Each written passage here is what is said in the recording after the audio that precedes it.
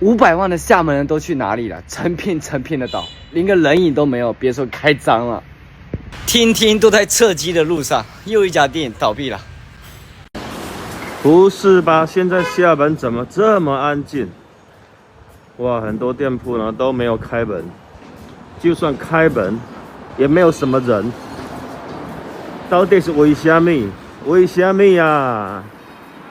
老天的衝地灣啊！500萬人口的廈門人到底去哪裡了呢？你看以前繁華的萬達廣場，現在冷冷清清，見不到幾個人。沿街的店鋪不是在轉讓，就是空鋪。前段時間去了曾厝垵、中山街，依然沒什麼人。難道大家都跑集美、海昌、同安去了嗎？今年的實體生意啊，就是在苦海裡掙扎，房租、人工、進貨成本，樣樣要命。顧客呢，卻沒有幾個，實在是難以維持下去。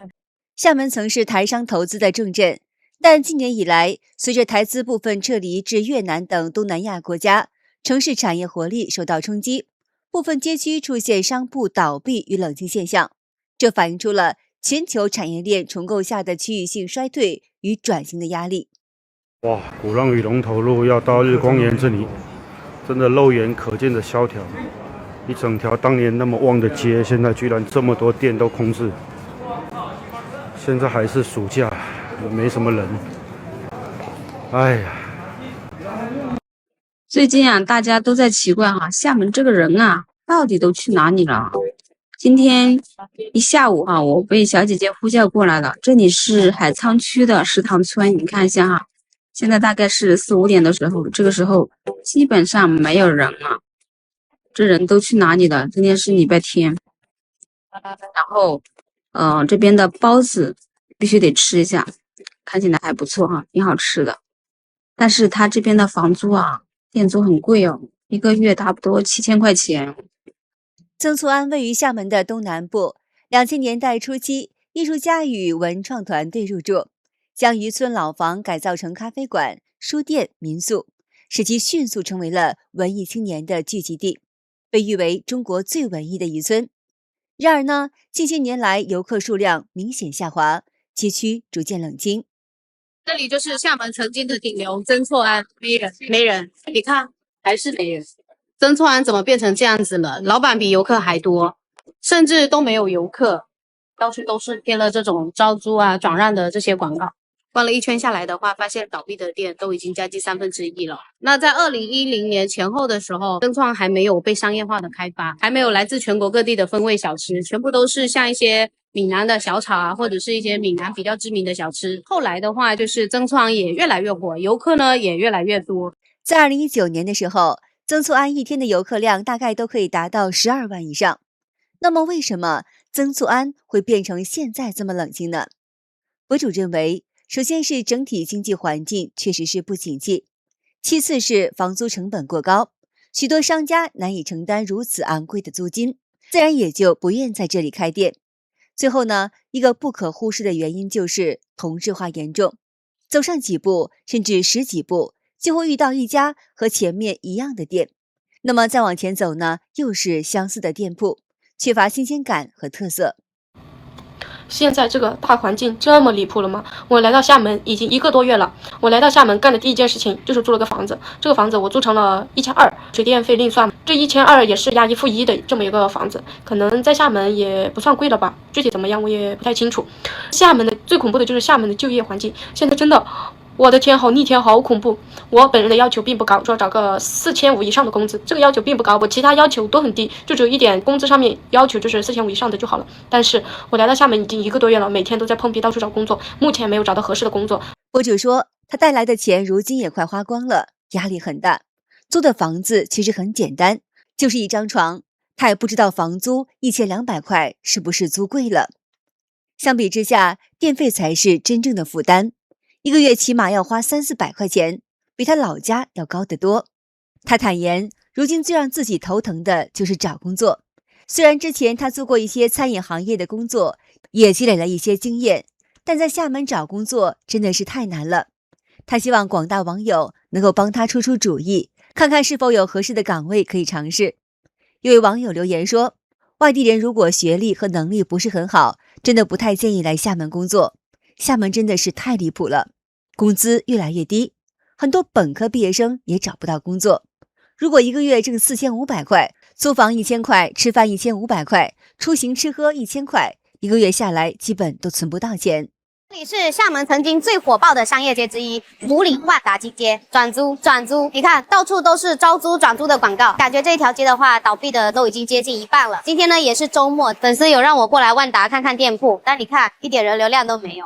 究竟是什麼原因導致這一條街從曾經的熱鬧非凡變成了現在的人去樓空呢？湖里萬達呢是廈門的第一家萬達廣場，2011年正式開業的，那總投資超過50億，當時是除了民發之外最火爆的人氣廣場。博主小米回憶道，他第一次來到湖里萬達大概是在2017年，那個時候不論是小吃店還是高檔餐館，幾乎家家都在排隊。很多公司聚餐也會選擇在萬達廣場，熱鬧非凡。但如今再看，情況已經是大不相同了。許多店鋪都已經關門了，甚至連他和朋友們曾經聚餐的餐廳也早已倒閉。他記得自己在2018年時曾經來這裡找過店鋪，當時轉讓費高得驚人，一間50多平米的鋪面，轉讓費就20-30萬元，每月租金基本在1萬5以上，那個時候是一鋪難求。相比之下，現在租金已經是大幅下降。一位今年剛在這裡開店的老闆告訴他，他租下一間3層的店鋪，每月租金只要6000塊錢。然而呢，雖然租金便宜了，客流卻是明顯不足。那位老闆感嘆道，如今到店消費的顧客比外賣小哥還少，街區的冷清與往年的熱鬧形成了鮮明的對比。95年31歲，失業沒工作。很多網友問我，沒工作靠什麼生活？其實就是把消費壓縮到極致。我住在廈門偏遠的瓊中村裡，平時很少點外賣，一天也就一頓飯。買菜時在團購平台比價，專挑便宜的，或者等菜市場關門前買打折菜電話卡，用8元寶號套餐。反正沒人找我，每月29元流量卡是唯一超高的支出。我每天待在出租屋，不社交不出門，開銷特別少，沒家庭負擔，不用還房貸車貸，日子反而過得輕鬆自在。博主阿平在另一條視頻裡也談到了自己的一些煩惱。他說，父母勸他把在這邊租的房子退掉，回老家相親，覺得他年齡已經不小了，應該趕緊結婚，否則再過幾年就更難找到合適的人。父母甚至提醒他，女孩子一旦超過35歲就會被視為高齡產婦，別人可能會嫌棄她年紀大，不容易生孩子。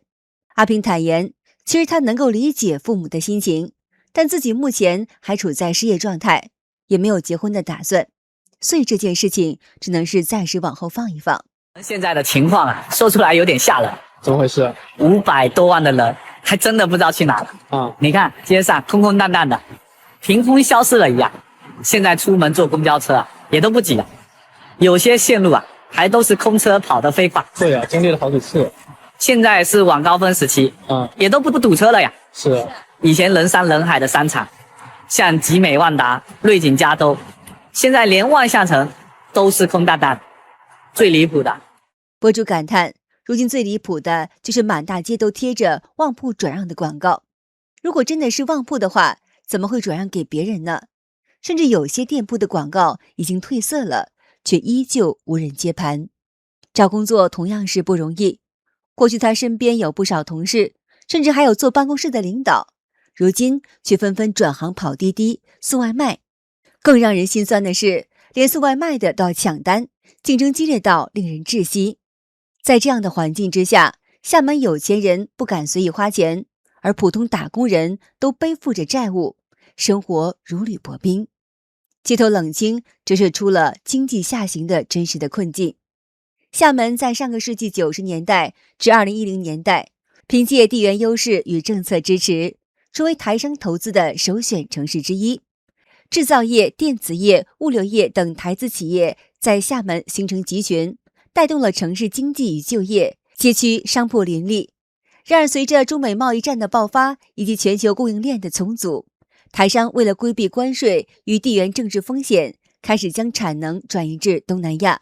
越南勞動力成本僅為中國的1/3左右，而且享有對美出口的關稅優勢，成為台商轉移的最大目的地。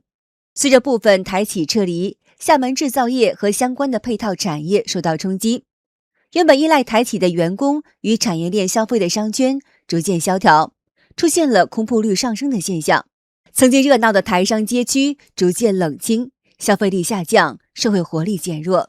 這是廈門最大的鬼城，是個白天沒人來的地方。走進明發的負一層，就像來到另外一個世界，都不用去店裡，就是沉浸式密室，處處都透露着陰暗的氣息。這邊曾經是亞洲最大的商業綜合體，02年7.85億拿下的地塊，07年正式營業，總造價大概要20億元。我2018年4月份來廈門，落地明發應該是12點多凌晨，那個時候真是火爆的不能再火爆了，家家都在排隊。所以說我的第一印象一定在明發開一家店，最難找的就是门店，出很高的價格，大家還不太理你。博主感嘆，如今在明發開店幾乎不需要花太多的錢，但是依然沒有人願意來。短短的幾年之間，差距竟然是如此之大。這裡道路布局混亂，商家種類繁雜，整體像一個大迷宮，負一層環境尤其糟糕，又髒又亂，還彌漫着刺鼻的氣味，讓人不願久留。儘管明發在門口貼滿了招租和轉讓的廣告，但幾乎是無人問津。如今2樓甚至被改造成了出租屋，一間房只需要1000多塊錢，就能容納2-3個人居住。考慮到這裡位於市中心，這樣的租金確實算得上便宜。倒閉了，這家也在轉讓。你說廈門生活難不難？像他們這種做餐飲的，房租都快交不起了。租房廣告貼1年都沒有人問，一問工作呀，不是銷售他就是客服。本科學歷呢，到頭來也只有5000塊錢一個月。租房單間都要1000多，物價追着工資跑啊！就連路邊的檸檬茶，它都要15塊錢一杯。電子廠10塊錢1個小時的臨時工，凌晨2點還有人在排隊。這店面1年房租10萬，你說創業難不難？現在京街3年換9個老闆。博主分享到，他有一位客戶去年開了一家小龍蝦店，前期裝修加買設備就花了15萬元，沒想到開業僅2個月，客流量還不如擺地攤。到了年底，只能是無奈的關店。這些年來，他接觸過一些企業的老闆，其中有些是背負着債務，有的是做零售生意的，有的是經海鮮批發的。無論行業大小，大家都在艱難的支撐，壓力大的讓人喘不過氣來，看着令人心酸。38歲，在廈門打工的第11年，終於活成了自己最怕的樣子。內有家庭要養，外有跌成負資產的房子要供。2021年底，我和老婆咬咬牙，掏空所有積蓄，又借了100萬，湊夠130多萬首付。貸款160萬，在島外買了套84平、總價293萬的小兩房，以為是安家，沒想到成了高位接盤。現在每個月7000多的房貸雷打不動，首付的借款還要還本金加利息。博主阿海說，他與妻子拼命的打工，收入也只能勉強的覆蓋日常開支，卻沒有1分錢存款，連感冒都不敢得，因為只要其中一個人生病或失業，房貸就可能會斷供，房子會被收走，整個家就會垮掉。他在一家私企做工程設計，性格內向，不善言辭，如今已經38歲了，仍然只是基層的設計員。辦公室領導和同事幾乎都是90後、00後，他成了最年長的一個。他說自己被邊緣化，似乎只是個時間的問題。這種壓力讓他夜夜難眠，經常做噩夢。夢見自己被裁員，一想到背負的債務，他常常驚醒，滿身的冷汗，再也無法入睡。前陣子出差時，鄰居同事告訴他，小區裡同戶型的房子已經有人以100多萬的價格賣掉。相比之下，他與妻子4年前付的130萬的首付，如今幾乎是蒸發殆盡。這筆錢可是他們10幾年來省吃儉用攢下來的，如今卻眼看着縮水。他感嘆，有時覺得這一輩子就是在給老闆打工，給銀行打工，不知道什麼時候才能夠熬出頭。阿海坦言，自己天生悲觀，遇到一點事就會焦慮不安。幸好妻子心態比較好，總是安慰他說，房貸雖然還沒有還完，但只要我們現在還能夠還上貸款，就先過好每一天，別去擔心那些還沒有發生的事。真遇到問題了，我們一起想辦法。這些道理他都懂，但心理石头始終是难以放下。厦门现在的情况你可能想象不到，以前每年至少都新增40-50万人，但是去年只新增了2.3万人。2023年厦门的年轻人口流出率达到了37%，成了2线城市年轻人口流出率最高的城市。导致这样的原因有很多，其中房價太高是主要原因。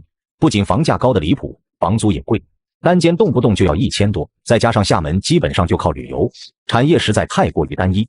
如果再這樣下去，廈門的人口只會流失得更加嚴重。好的，今天就和大家聊到這兒了，請您記得點讚、訂閱、留言，並且分享給您的朋友們。感謝您的支持，我是美玲，我們下期節目再見。